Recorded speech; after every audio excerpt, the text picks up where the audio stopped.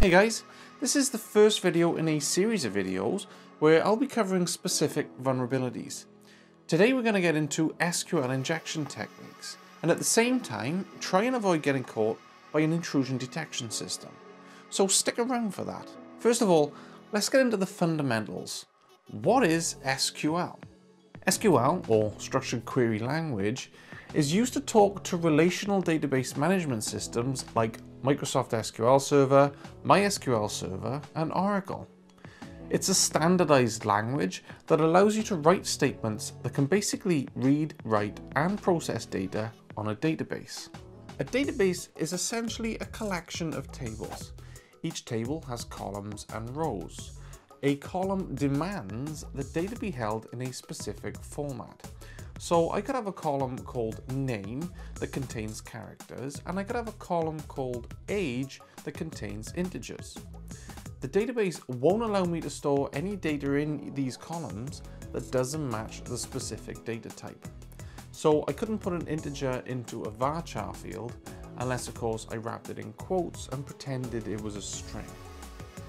A row holds a single value in each column. There must be something in each cell for that row, even if that's a null, which might be restricted, forcing an actual value. To insert data into a table, we use an insert statement, which is basically structured as insert into table name, column 1, 2, 3, values 1, 2, 3. It's worth pointing out here that SQL is a standardized language, but there may be slight syntax differences between the different management systems, and we'll get into some of these later in the video. To update the values in a table, we can use an update statement, which looks like this. Update table name, set column 1 equals value 1, column 2 equals value 2, where some sort of condition is met. To delete a row, you just delete from table name where condition. And to select data, we use a select statement. Let's take a closer look at this one. Let's say I want to select all the data from a user table. I can say select all from users, and that brings back everything. If I just want to select name and age, I can say select name and age from the user table, and that brings back just those columns. Now, if I want to select the name and age where age is less than 30, I can add a where clause to the end of the statement. These queries can get quite detailed, and we can start to join on other tables if we wanted to.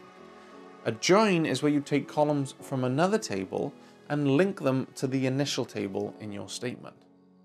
Now we have the values from two tables in our results. We can also do something called a union, where we take a new select statement that has the same structure as our initial statement and add that to the bottom of our results. One important thing to remember here is the data must be the same type for each column in order for the union to work. So a join joins columns to the table, and a union appends data to the bottom of our result. So when you're building an application that needs a database, you need to program it to interact with the database, which is where things get really interesting. If there's a way for a user to modify the queries, we can inject our own code into the database and leak information, or worse. I decided to create a lab machine running Windows 10.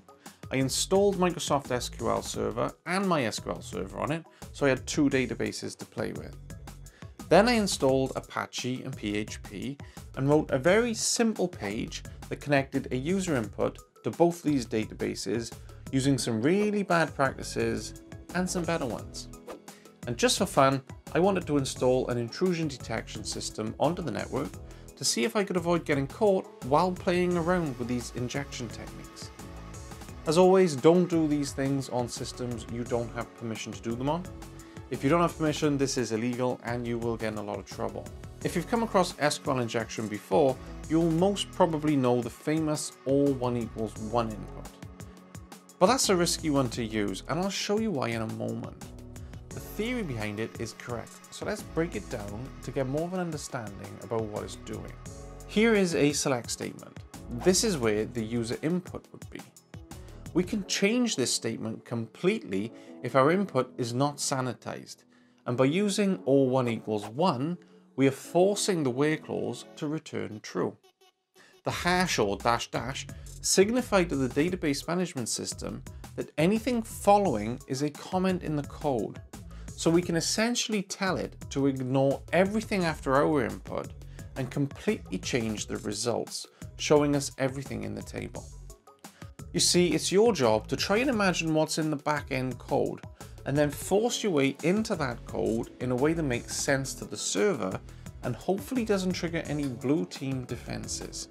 So I said earlier that it's a bad idea to use or1=1. Let me show you why. If I run this in my lab, it works great, but the intrusion detection system recognizes it straight away, and we've been busted before we've even started. The 1=1 essentially just means true. If you happen to know that the management system you're injecting into is MySQL, you could actually just type true and get the same result. This doesn't work on Microsoft SQL though. But in order to really cloak our signature, let's play around and make this completely different with a few examples. How about or100 not equal to 1000? Or character 61 equals character 61? Or my favorite, vulnerability scan does not equal pen test. You can also make these even better by adding extra spaces, inserting comments, changing the encoding, and generally making things more unique. As long as they return true and they are machine readable, they should work. This is obviously an extreme example, but these techniques can help evade signature-based intrusion detection systems. So come up with your own and maybe try to avoid the classic 1=1 from now on. So now that we know we have a vulnerability in my shockingly written web page, what can we do with it? In this instance, I think the first thing I want to try is to figure out how many columns there are so I can union on my own select statement onto the bottom. The easiest way to do this is to sort the results by a column index, then increase the index by 1 each time until we get an error. We know there are at least 4 columns because we can see them. So let's order this by column 4 to start with, then 5, then 6, and we get an error. So there are 5 columns in this table. Now that we know that, we can union on our own data, just like we did in the example at the beginning of the video. There we go. We can see our data at the bottom of this statement. And now we can also see what column number relates to each piece of data. But there's a problem. Our intrusion detection system has spotted us. It saw the union all select and flagged an SQL injection attempt. How can I bypass this one? I mentioned it briefly already that a lot of these systems are set up to be signature based. So they look for things that they are told to look for. And somebody wrote a rule that said if union all select is in a string, raise the alarm. But we can change the string by adding an inline comment to it, changing the signature, and avoiding the IDS rule. So this union works on MySQL. What if we try it on Microsoft SQL? We will need to change the comment characters to try it out, and it hasn't worked.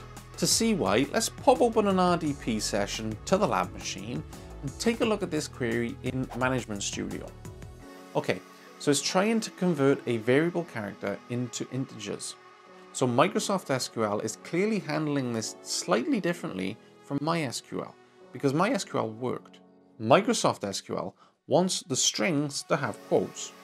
So after some trial and error, we can get it to work by giving the server the data in the formats that it expects.